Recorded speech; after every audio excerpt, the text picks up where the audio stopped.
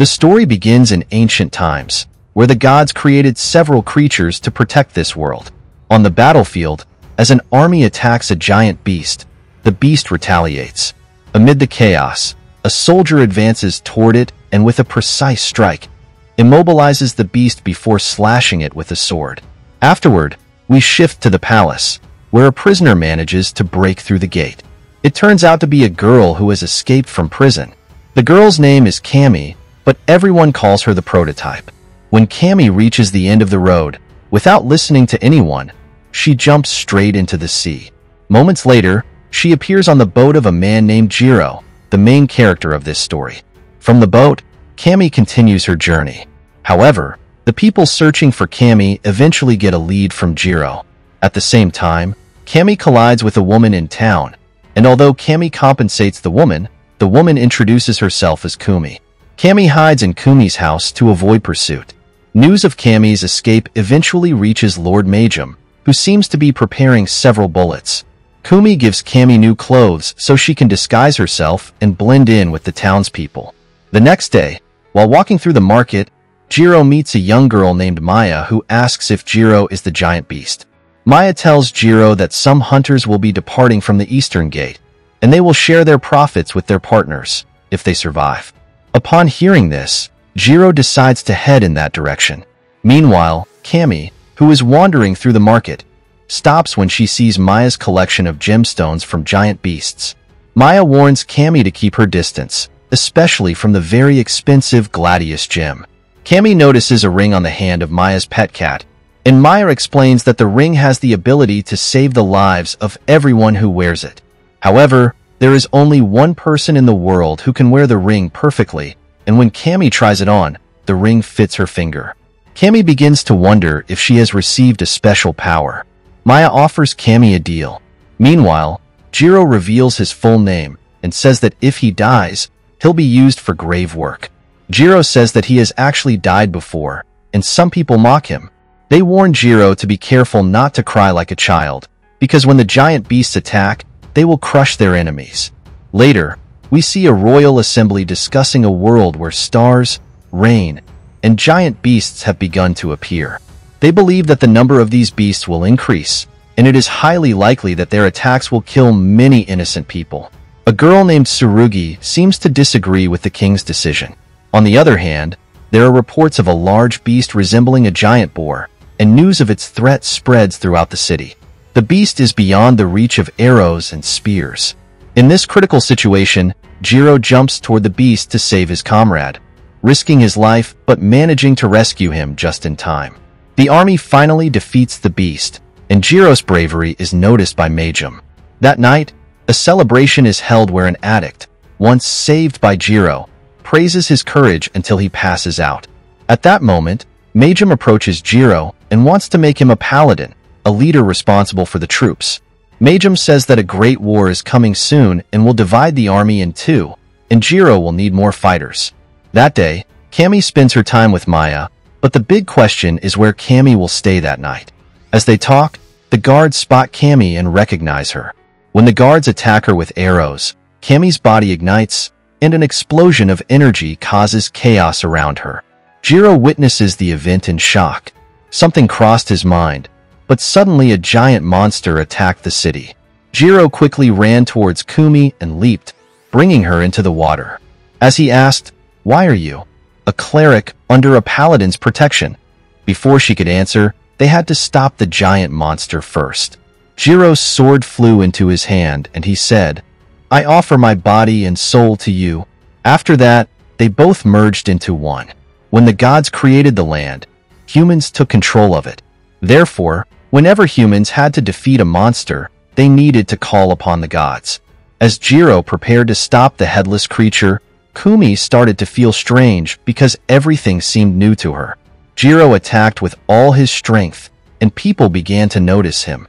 The monster's skin appeared hard to penetrate, but Jiro managed to cut off its arm. Kumi helped find the monster's weak spot, and with a strike in the right place, the monster finally fell. After Kumi separated from Jiro, she fainted. At the same time, Maya arrived. She knew a good place for treatment. In the morning, A lord came for an inspection and learned that the job had been done by Misama, whose contract caused everything to rot. He was looking for number 22, who turned out to be Kumi herself. The people there watched the Paladin until night, but after the heroic fight, it was clear he wouldn't be in good shape and could likely be found in the city. In the city, Kumi stopped to look at delicious food. Maya said, "You know, the Empire is looking for you." Jiro was also about to wake up. During the investigation, it was revealed that the monster was Goten, but there was no evidence about the Paladin. Later, the background showed Jiro rising in rank. He was a cleric. Just as the monster was about to attack, Jiro suddenly woke up. He overheard a conversation between Kumi and Maya. Jiro said, "You can't decide my marriage without asking me." His wounds were now healed. Maya sensed that Jiro had feelings for Kumi, but Kumi didn't know that he was a cleric with extraordinary power. Together with the Paladin, the cleric became the most dangerous weapon in defeating monsters. Jiro told Kumi to hide and then left. While Kumi and Maya were in the forest, Maya said that Jiro would definitely come back because he had left something valuable behind. It seemed that Kumi was starting to like Jiro. They enjoyed a quiet dinner until Kumi sat next to them. As soon as they saw Kumi, they recognized her. Kumi asked Maya, "Are you Kumi's friend?" At the same time, some guards arrived, looking for a fugitive. A man stood up and fought them. Seeing the guards, Kumi became frightened and hid under the table. However, when a guard raised his sword toward Kumi, she accidentally burned the guards. Maya knocked Kumi out and left the place. Meanwhile, the Lord praised his guards and said, "Write the name of the comrade who died above the killer's name." They had to prepare to leave that place by night. Jiro was resting on his ship, searching for something. It seemed that Kumi and Maya had been imprisoned in a dungeon. Jiro discovered that his weapon began floating when called, but there was no one there. Kumi informed him that she and Maya had been taken by the Empire's forces. Jiro then left, while Maya was still hiding on the roof due to magical energy. Jiro tried to enter the palace through the water and managed to find Kumi. When Kumi saw Jiro, she was so happy she almost went crazy, but Jiro said he had only come for the sake of good. He said, "If you want, you can come with me." News of an intruder spread throughout the palace, but before they could act, the three of them managed to escape. The guards took a ship and started searching for them. Maya was excited to be on a ship for the first time. Jiro planned to destroy the enemy ship from above. Kumi wanted to thank Jiro with a kiss, but Jiro said it wasn't the right time yet. Then they transformed and attacked the enemy again. Jiro instructed Maya to repair the ship, and once they reached the next town, Jiro would stay with her. Morning came, but the Imperial troop ship was still intact. The general feared his career was over, not only for allowing the area to be discovered, but also for damaging the ship. Suddenly, Meja appeared and said, "I'm going to the lab. If you want to join me, feel free." Everyone thought Meja was going to punish them. Maya was highly skilled in controlling the ship, but it might have been her first time flying it. Jiro asked Maya why they weren't taking the main road. Jiro thought, "It would be faster if I delivered it myself." At that moment, the three of them went outside and saw a waterfall ahead, which had been turned into chains by someone using an extended spell, making it difficult to cross. They might have to wait a long time. This time, they headed toward a remote village where the locals were surprised to see their ship. We were nervous to talk to the villagers, but Aya stepped forward and started speaking in the language of animals, like dogs and cats. Then, a girl who resembled Maya came out, and Maya began telling her about their friends. Upon hearing the story, the children in the village started pestering them, but Jiro didn't like children. Kumi came to play with them, but when she fell during a game, the children started laughing at her. Meanwhile, the Najami generals were talking to each other when suddenly a giant creature leapt in front of them. It was actually a giant water monster they wanted to hunt for money with the help of a paladin, but they were also worried that Meja would order them to fight Jiro because they already knew Jiro's strength. At dinner, Maya was seen performing some rituals. Kumi was very impressed, and then a man named Daigle, a stonebreaker, came and warned them to be cautious, saying the monster was dangerous. Later, a boy came running and said to Deeg, "Teach me the art of swordsmanship." Deeg replied, "You go ahead, I'll come later." After eating, Kumi went for a walk and saw a child almost falling from a tree, but a boy came and saved him. The boy's hand was injured, so Kumi treated him. Marin thanked her and mentioned that the boy was his younger sister. Marin said that even though they didn't have a family, they never felt the loss of one in the village of the Ran. Marin was also a paladin and wanted to protect the village. Meanwhile, Marin's younger sister caught fireflies and brought them along. Jiro was worried that if they fought here, Kumi's identity as a cleric would be exposed. Suddenly, they saw a cat-like monster approaching, and Daigle prepared to attack it. When the opportunity arose, they killed the monster, but this time a red-eyed monster appeared before them. In the village, Marin's younger sister, Tilly, had also disappeared, and Marin said she never listened. At the same time, word of the red-eyed monster reached Jiro. Daigle felt that if they couldn't defeat the monster, what could Jiro do alone? Suddenly, Tilly returned with a sword and said to Kumi, "You can have this sword." As Kumi was inspecting Marin's sword, Tilly expressed a desire to have a sword as well. The village chief ordered Tilly to return the sword and sent her away. He told Kumi that Tilly was born with the ability to read minds, so she could easily understand others' thoughts. However, Marin went into the forest to look for Tilly, and if the monster found her, it would be a big problem. The village chief was right. Jiro and his companions went into the forest, but he didn't want to use his cleric form because he feared the villagers would become dependent on him. Jiro said he wouldn't fight the monster until Ruri had recovered. Their task was to find Marin and bring him back to the village. After facing the red-eyed monster, Jiro realized that he would need Kum's help, so they would have to fight together again. The new powerful forms of Hai and Jiro made everything feel different, as if someone was watching them. Jiro told Marin that he must return to the village, but not tell anyone. There, Gal told Marin, if Jiro had helped him, he should at least thank him. As they left the village, they were unaware that new troubles were waiting for them. Kumi was excited to head to a new village. Suddenly, Marin's voice could be heard, wanting to repay the favor. He said, "I will keep this secret tonight, but you must return to the village now." When they returned, the villagers were once again very happy. Meanwhile, Suri and the others also learned about the red item B issue. Then, a woman who turned out to be the village doctor was introduced. Jiro was busy playing games today, surprising everyone with his strategy, but Maya felt bored, and Kumi was preoccupied with eating. Maya was slightly annoyed because the rain wouldn't stop. Suddenly, Jiro sat beside her and said, "Consider today's meal a gift from me to you poor people." Maya responded, "All you know how to do is gamble, right?" At the same time, the woman entered the hotel, making everyone stare at her strangely. When Kumi asked her name, she introduced herself as Romana, an herbalist. Her task was to treat Jiro. Romana approached Jiro and lifted his face, wanting to learn the game technique from Ro, but Jiro instead challenged her to a one-on-one match. A crowd gathered to watch their game. Maya said, "This woman will lead you astray," but Jiro ignored her. After winning all the rounds, Romana took 24,000 from Jiro, and now she wanted Jiro to wager Kumi, since he had no money left. However, Jiro instead bet his spear, which could earn Romana a lot of money. In reality, Romana did all this to save Kum. She wanted to see if Jiro would bet on him in the future. But so far, Jiro had not regained his spear. Romana said, "People who gamble eventually lose their sanity. If Jiro weren't a hunter, he'd already be ruined."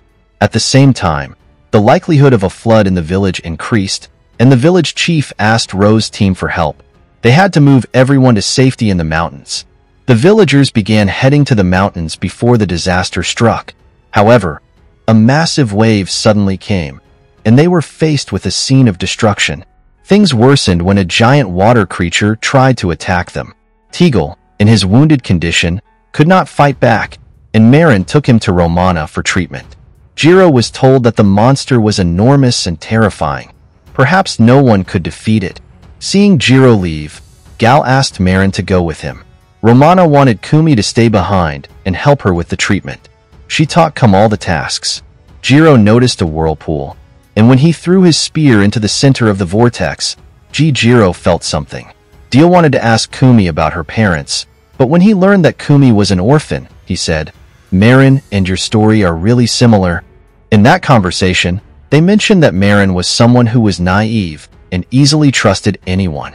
Jiro and Marin were troubled by the presence of the water monster. Suddenly, the monster's eyes turned red, and it broke the chains that bound it. At the same time, Romana explained in depth to come about paladins and clerics.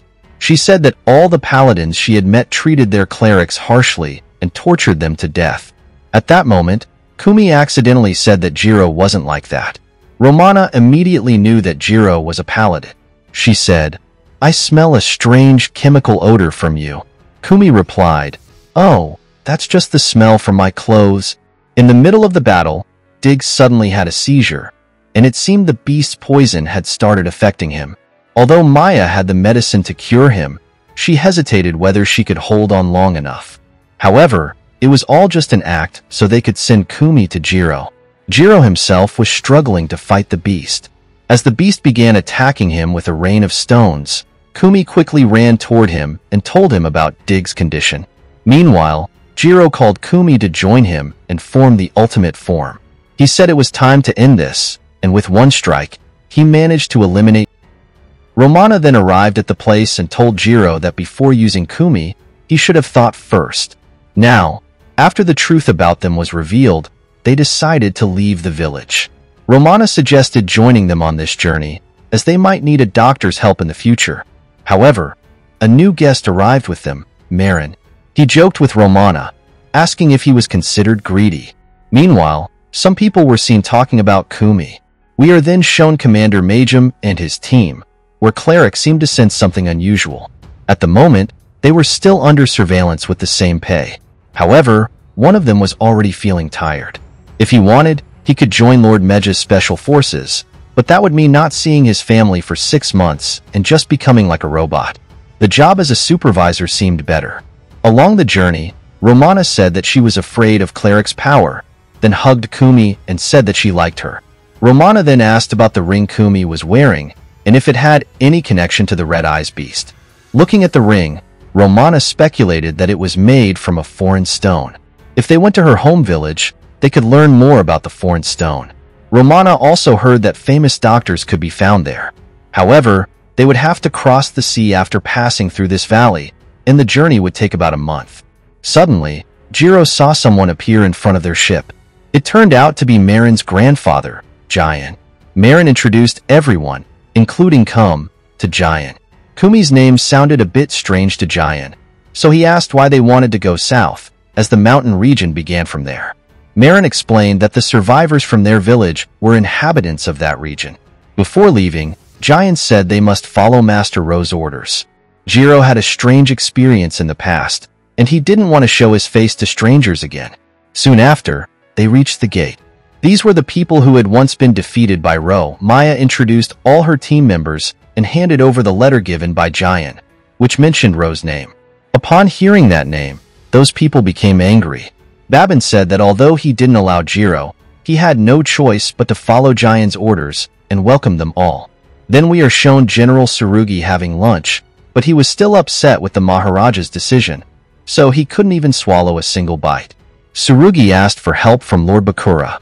Bakura explained that no general had ever defied the Maharaja's decision and lived. The giant beast would once again cause chaos as usual.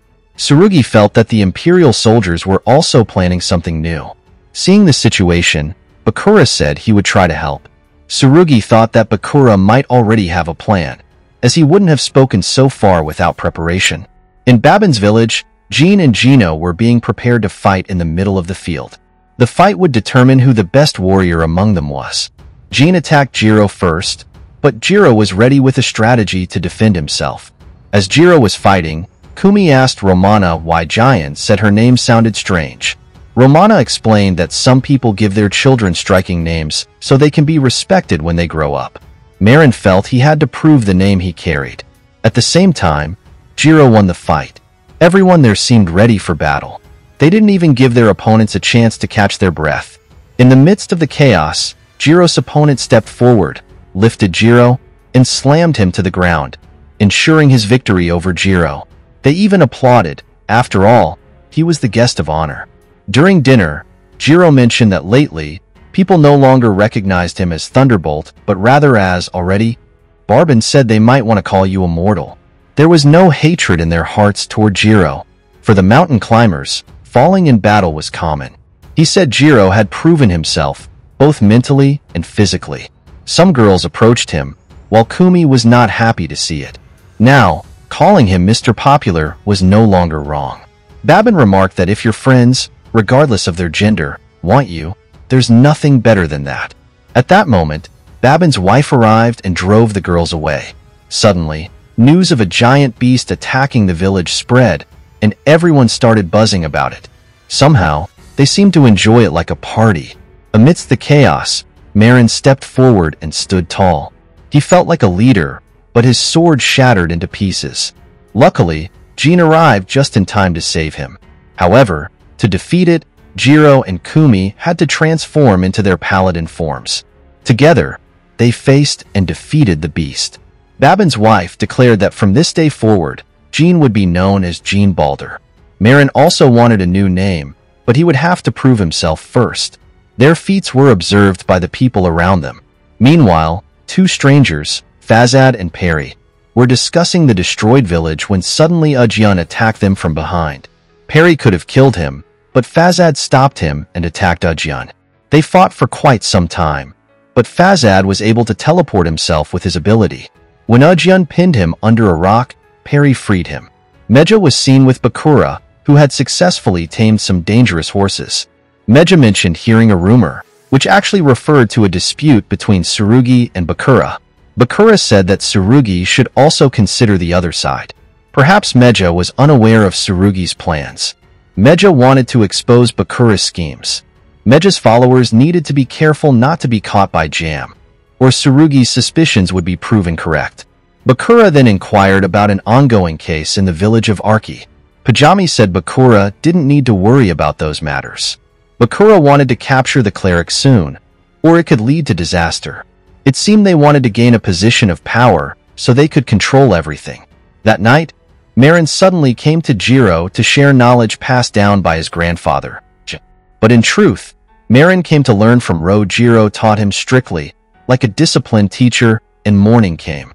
Everyone was already awake. Maya always teased Marin. Babin's wife invited everyone for breakfast, and they started eating happily. Babin was pleased to serve the guests. He said his wife was the best cook around. In the past few days, red-marked beasts had been appearing frequently. These beasts were actually cursed and were controlled by someone living in the north. But the question remained, why were these beasts continually pursuing the Therians and mountain climbers? Although the mountain climbers were strong and used to such challenges, Babin said that behind the red ice, there was also the involvement of clerics. That's why Kumi believed they might be behind all of this. When Kumi lost control of her powers, she unleashed Misama, and the beast's eyes turned red. However, this happened only once, so it might have been a coincidence. Jiro said he would take care of everything. At the same time, they were seen discussing things with Babin. Babin was found in the northern mountains, where some mountain climbers lived alone.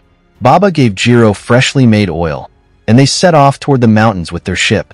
Suddenly, the weather worsened, and Marin saw that the mountain climbers had a giant beast. Maya handed Marin a sword and told him to move forward.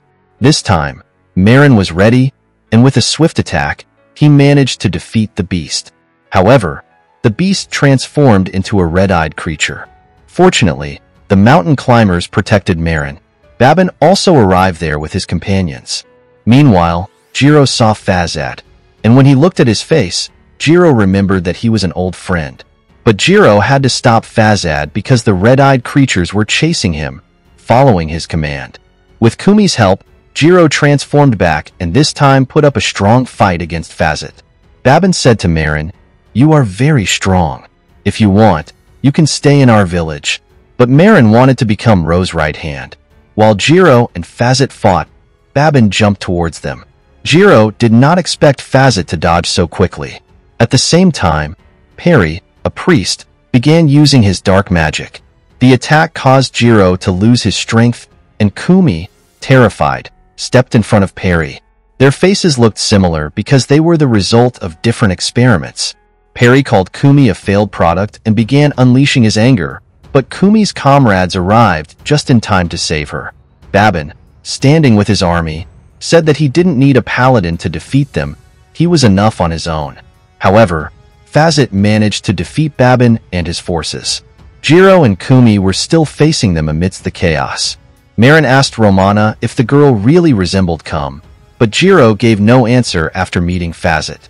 Suddenly, there was an attack on the ship, and Maya was forced to land in the forest. Tsurugi received a letter mentioning another prototype besides Kumi. Suspicion immediately fell on Bakura. Tsurugi told her assistant, Charla, to arrange a meeting with the king and prepare for a journey to the village of Sakrin. Jiro said that repairing the ship would take until morning, but with the strong winds, it was almost impossible to survive the night.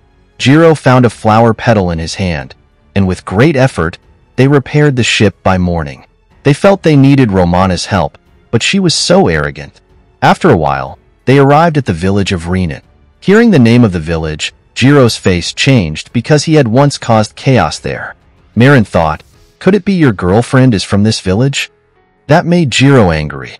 When they arrived in Horan, the king of the village welcomed them, and it turned out he was Jiro's father. That's why the wolf knew him so well. According to custom, everyone had to drink herbal water from a bowl. Jiro's father's name was Gauza, and he wanted everyone to rest for a while. Gauza said that if Kumi were a priestess, she would surely marry Thunderbolt, who was Jiro. Kumi said that Jiro had only saved her life. When Marin asked, Gauza explained that Jiro was not his son, but his son-in-law, as he had married Gauza's daughter, Toka.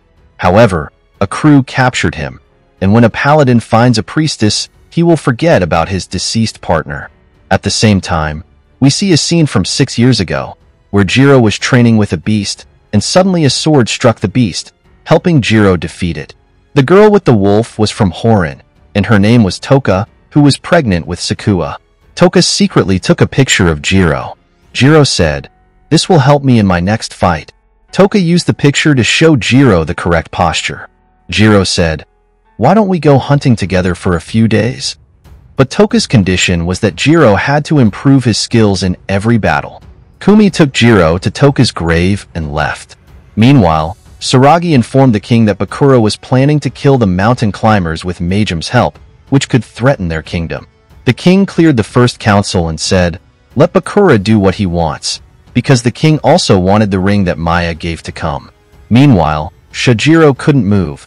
Perhaps this was a sign from the king that he should stay out of this matter.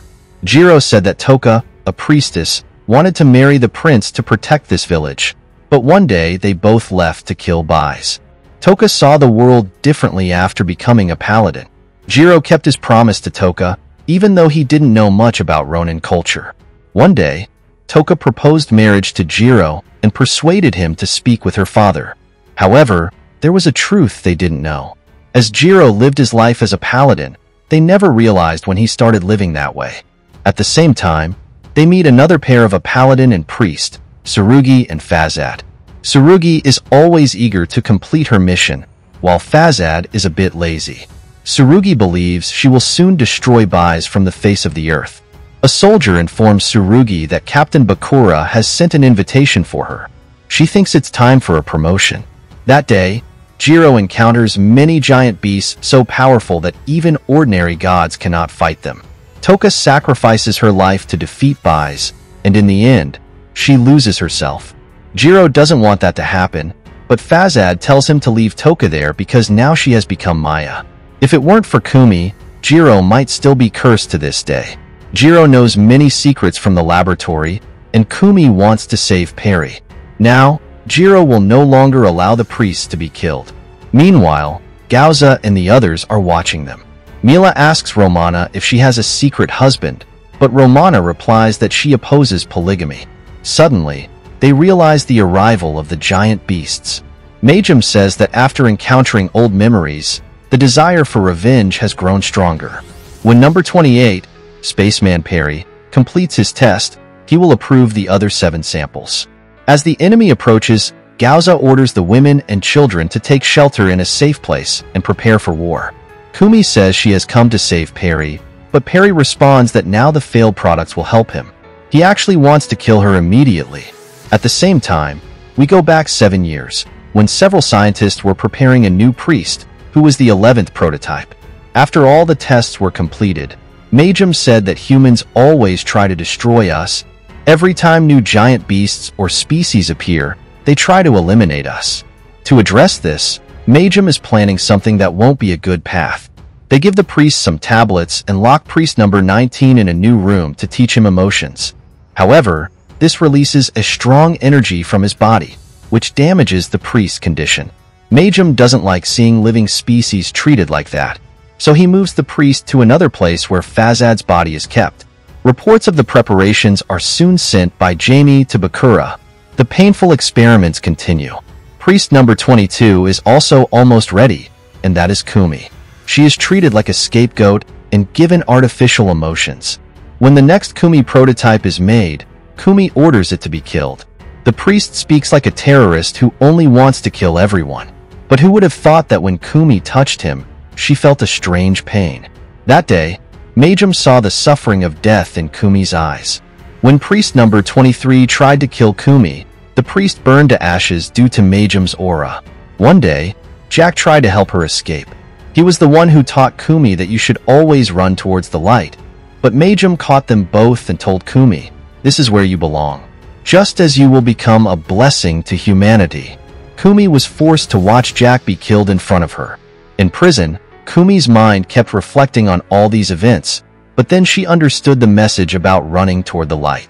Kumi told Perry that she, too, was created for terror, but she must be made to understand that it was wrong. Jiro, who saved Kumi, said that they must deal with Fazad first, so they merged into one within Fazad's body. Meanwhile, they were being carried by giants in the middle of the battle. Watching them fight, Perry was very excited. On the other hand, the king had also realized Bakura's greedy intentions. Bakura said that he only wanted to wipe out all the barbarians, and he had received help from the Fajad faction, who fought without a cleric. At that moment, word spread that Bakura had attacked the Thero Mountains. Bakura persuaded the king by saying that this would enhance the king's name and strengthen his power. However, the king was worried that many soldiers might betray them and attack in the midst of the war. On the battlefield, Gauza met Jane and asked about the cleric who had helped them in the battle against the Plot Empire. When Perry appeared in front of Kum, he said that he could destroy the entire village with his power. So, they had to bring him into their plan, while Jiro had to face Fazad alone.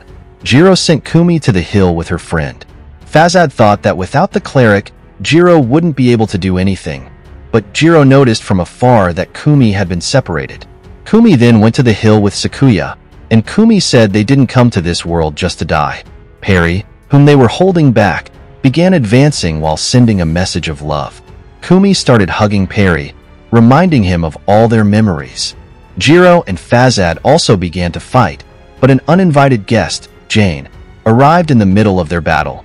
It seemed that Kumi had melted Perry's heart. At the same time, Perry's friend also arrived. Perry started having a change of heart, and suddenly, he felt emotions he had never experienced before. Majum had always instilled hatred in him, but Perry's emotions began to overwhelm him, and he couldn't control them. Kumi tried to explain, but her words only triggered Perry further. Suddenly, a large energy ball formed from his power, and when Fazad saw it, he abandoned the fight and fled. Everyone focused only on Perry. Perry said that he was not like Kumi and would never be like her. After saying this, Perry died there. The next morning, Kumi had a nightmare, and Jiro came to comfort her. After being treated by Romana, Kumi regained consciousness, and Romana prepared a potion for her.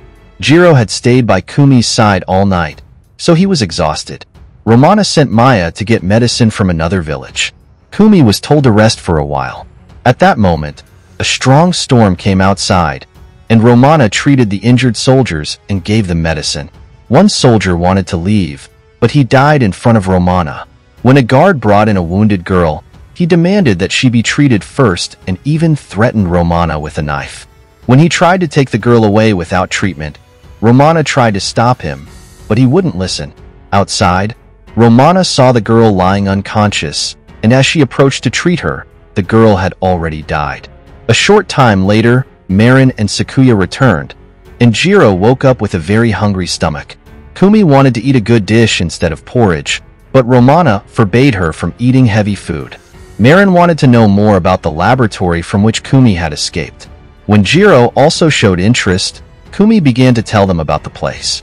All the clerics were there. She first became conscious in a water tank, and once awake, some people started forcing her to leave. Every day, Kama was given many drugs. They did this to turn the clerics into weapons that didn't need soldiers or leaders. A successful experiment could destroy an entire city, and yesterday, they had seen an example of that. When Kama was taken near Coke Island, she managed to escape and began exploring the outside world. It was the first time she had seen so many people and good food. Kama wanted to save the other clerics so they too could enjoy the outside world. Jiro said maybe Kama was the bravest and smartest among them since she managed to escape. Marin said that the people who turned the girls into weapons were cowards, and now it was time to act. Jiro was going to rescue Kamiya's companions who were still left behind. Suddenly, Kauja came and said they couldn't take the girl to the village because she was dangerous. After that, all of Maya's friends were shown together. Maya disguised herself as a deity to get medicine for Kama. Kauja then captured all of them to keep Kama inside and ensure the city remained safe. Later, Maya was shown reading a letter, and she had already received news the previous night that Romana had escaped from prison, but GA had captured them. Jiro tried to explain that Kama didn't want to fight, and no one would get hurt because of her. Gauza believed that the girl was not just a threat to the Therians, but also to the mountain climbers, Thayer, and Evans. He asked them to return, but at that moment, Zen came and inquired about Kama's power. Kama also didn't want another cleric to cause further destruction. He tried hard to convince Perry. However, if the Kingdom of Azur created more weapons like him, war would be inevitable.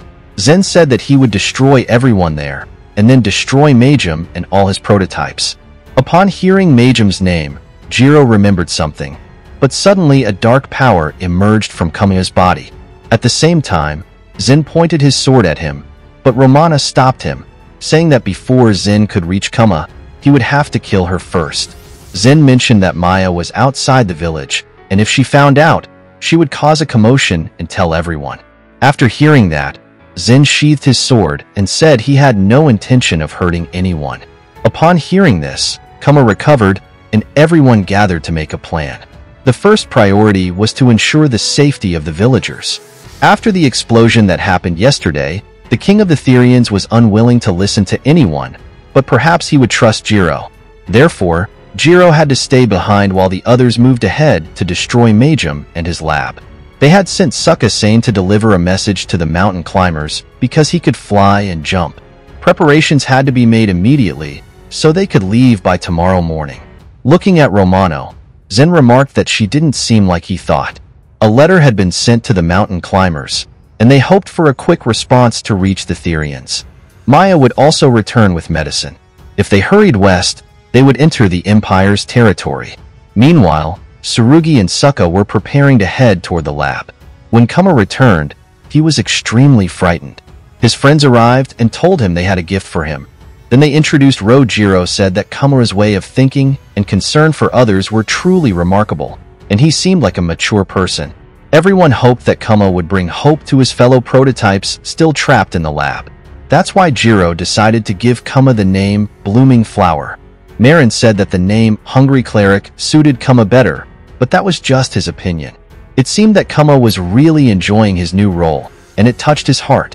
Jiro, who was laughing loudly, left, and he jumped while Bakura already knew that a prototype had exploded on the hill, causing destruction. Bakura still trusted Maza as long as he was reliable. After conducting research, Bakura would recruit good scientists. Amidst all this, a delivery message from the lab arrived. As Bakura stood to leave, he felt something suspicious. Jiro and his friends had already reached the lab, which was entirely underground. So, before they could explain everything, they had to get all the prototypes out first. Romana would knock them unconscious with her medicine. The threat from the guards wasn't too big, but they had limited time to get everyone out. Kumi knew where all the prototypes were stored. The commander was keeping a close eye on everything. In the midst of this, a plot approached them, and in his hand was a spear. After hearing the emergency alarm ringing everywhere, Majum realized that Gumi had returned. He told all the clerics that they needed to go out and kill the enemy, and for that, he gave them an extra dose of rage, turning them into even more dangerous weapons.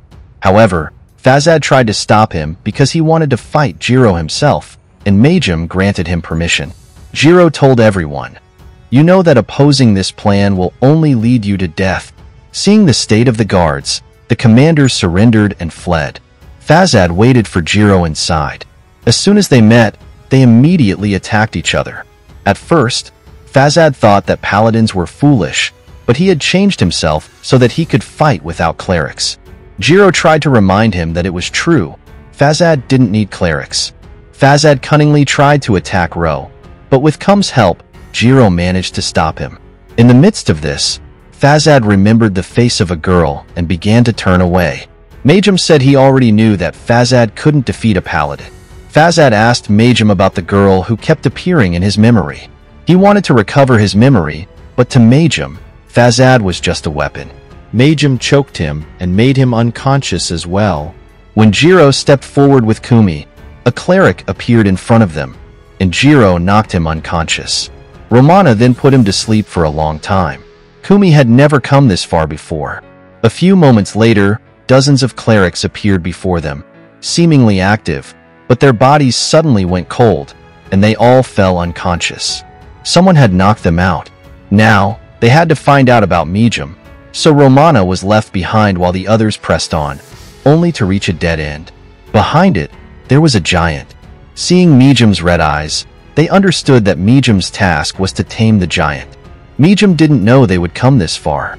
In front of them was the most dangerous weapon, with a soul as intelligent as a human's and a body as strong as a cleric. They wanted to merge Kumi with them. Now that they had arrived here, Majum was sure to reveal his discovery. The first was himself, who could control any power and absorb it into his body. Meanwhile, Fazad began to regain consciousness, but the lab started collapsing. Majum considered himself a god after conducting several experiments. In his mind, he had changed history, and his name would be written in golden letters. Majum's eyes grew larger, and he transformed into a giant. Jiro and Kumi fought him once again. Maya thought they should flee. She grabbed Jiro tightly, then pulled Kumi out and threw her far away. She begged her to leave with her, but Kumi wouldn't just go. When Majum taunted Kumi, she became enraged and summoned another giant, which immediately swallowed Majum. Their friends were still waiting outside. When Jiro and Kumi emerged, Tsurugi arrived with her ships. She arrived, and Jiro was surprised to see her wearing a general's uniform. With her was the head of security, Clarence. When Tsurugi approached Kumi, she noticed the ring on her hand. She said that if the clerics continued to grow, they could wipe out humanity. However, Jiro had already sent a message to every community. Tsurugi had a different plan, stating that there was a force in her security team that could stop the clerics. In her village, they performed this ritual. Tsurugi wanted Jiro to hide his identity as he continued his journey. Kiris mentioned that, according to the belief, when the ark reached maturity, the gods would come and take it. The red-eyed monsters were one example. Their goal was to prepare for the arrival of the gods. Security had been performing a ritual to stop them since ancient times. Suddenly, everyone saw that Kumi's mouth began to bleed, and she fainted. Security tended to her, something Romana couldn't do. While talking, Tsurugi told Jiro that Kumi's age had reached its limit. She wasn't an ordinary cleric. Kumi's power affected the human mind, shortening her life. Majum had only seen her as a weapon. Hearing this, Jiro couldn't believe it. There might be some slight improvement after security's treatment, but Kumi's lifespan couldn't be extended. In a few months, Kumi would leave them all. Tsurugi remarked that she had never seen Jiro so troubled by someone. Then, Jiro was seen cutting down trees in the forest. At that time, Kumi thanked him. Although, in reality, Kumi had freed Jiro from a curse, so Jiro should have been the one thanking her. Kumi said it seemed Jiro was hiding something from her. Kumi, still unwell, was asked by Jiro to go back and rest, knowing that her time in this world was running short. In the end, Jiro was forced to explain everything. Even so, Kumi remained grateful because she had experienced and enjoyed things no other cleric had ever experienced. She thanked her friends for everything. Jiro felt that Kumi should enjoy the rest of her life happily. The next day, they arrived at the security village, where even giant beasts couldn't enter. Seeing Maya's other friends, Jiro commented on how many more like her there were. At that moment, Kiri's also arrived and led them into the village. The security technology was amazing, maintaining the peace of the place. Kiri's gave them room keys and left. After a few days, they finally had a chance to rest. At the same time, Romana noticed that Kumi's ring was missing. It turned out that the ring was with Kiri's and Tsurugi. They were confused about where Kumi had gotten the promise ring, which had been protecting her life all along. Perhaps Maiza had taken note of it by now. Jiro saw something moving outside and stopped Kumi from going out, asking her to rest. If she wanted to go out, she should go with Ro. During the celebration in Ceponime, Jiro told Romana that Kumi was not afraid of death at all, but the desire to live in an adult is much stronger than in a child. For her, a month felt like a year. They had to ensure that the bloodletting ritual ended successfully. Jiro called Kumi and saw that her condition was worsening. She had to take care of herself until the ritual was over. The next morning, Kumi was told that Kiri's wanted to speak with her. Kiri's asked about her condition and sleep. He then noticed how many red-eyed monsters there were in the area, spreading across the world. Before the ritual began, he wanted to share this information with Kumi. Then, they went to a basement with many small rooms, similar to the ones built by Mijum. Kiri's explained that these were used to increase the population, and that Kiri's himself was born in this place. Sarag showed a machine used for communication. After a while, everyone gathered for a meeting. Jackme was brought in like a bride, and he explained that the girl was created using their technology, but now it was time to free her from this curse. After that, he said that from this day on, Kumi would be part of the security, and the ritual began. Kumi had to place her hand on a ball and was not allowed to remove it, or the process would have to start over. When Kumi touched the ball, her hand couldn't absorb its energy. At that moment, the security soldiers saw a giant beast approaching, which immediately started killing people. Tsurugi sent his troops to fight. Kumi was aware of all this, but couldn't help Ro. Romana held her hand and helped her complete the ritual, but Kumi insisted, saying her friends were more important to her. After saying that, she left. Ken also came out, but too late. He lifted Jiro and threw him. At that moment, Kumi ran toward him, but Jiro wasn't too happy to see her. Kumi asked to fight, but Jiro refused and started yelling at her. They argued, with Kumi just wanting to stay with her friends. As the beast attacked, someone came and killed it. Jiro saw that it was Fazad, who wanted revenge and to take everything from Ro. To fight him, Jiro and Kumi had to join forces. The giant beast also attacked the mountaineers, but Ban and Chief Thoner fought back. However, the beasts seemed to keep coming. Ban said the mountaineers never gave up. Marin saw Kumi while looking for Maya and felt that Kumi should have left the village with the people. When Kumi asked about Kum, Marin said she wasn't doing well at the moment.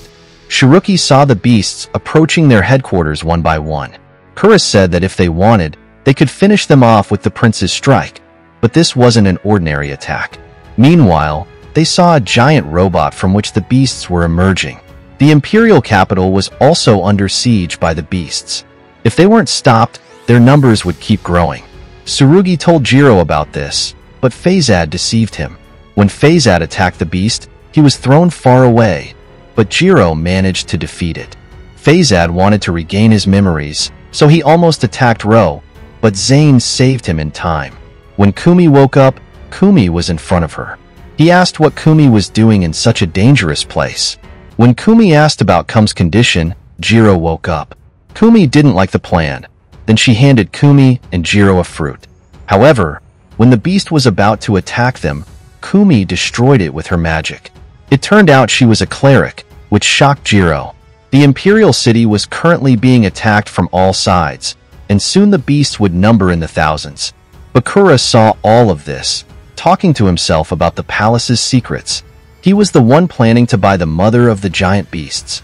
Now he wanted to see Tsurugi get his revenge. Suddenly, a girl approached him and saw that he had killed all the palace guards. Miss Romana was asked to care for a girl who was suffering from stomach pain. Romana asked her assistant to check the girl's temperature. Meanwhile, she was called into surgery. Everyone was screaming from all directions while her friends fought against the enemy. Romana was busy saving people's lives. She kept fighting, vowing to save every patient until their last breath. Marin escorted everyone safely to a secure place.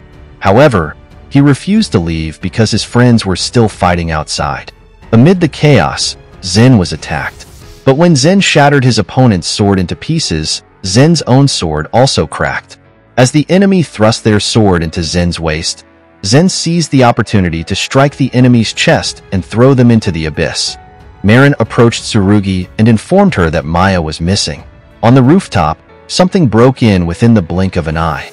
Marin handed Kumi's ring to Tsurugi. Tsurugi transformed into a priest to fight the giant monster. His sword was so large that it could cut the monster down with one slash.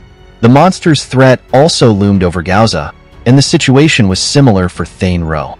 Everyone wanted to be free from that giant monster. Jiro realized that the monster was endless.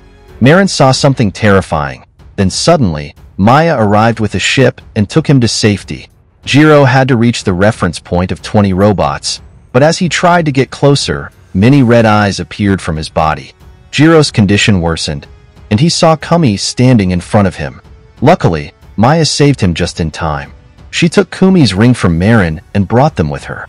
When Kumi woke up, she saw a more mature version of Maya standing before her. Maya said that they had traveled a bit further in time. She also said that the only way to defeat the enemy was by using the promise ring. The ring could only be worn by a master of Kaimi. Therefore, Maya placed the ring on Kumi. Kumi possessed all the qualities to become a master. She summoned all her strength, and what happened was the same as when she transformed into a priest.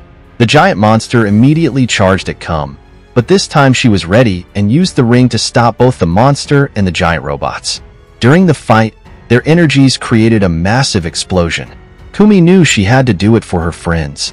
Kumi glowed like a blooming flower, destroying the monster's machinery, and at that moment, all the giant monsters died on their own. A different happiness radiated from Kumi's face. For the first time, a priest had successfully absorbed the power of the plot. Jiro's condition worsened, but Marin arrived and saw his friends. He was overjoyed, but when he saw Maya in that state, he was shocked and said, "How did that little girl turn into a woman?"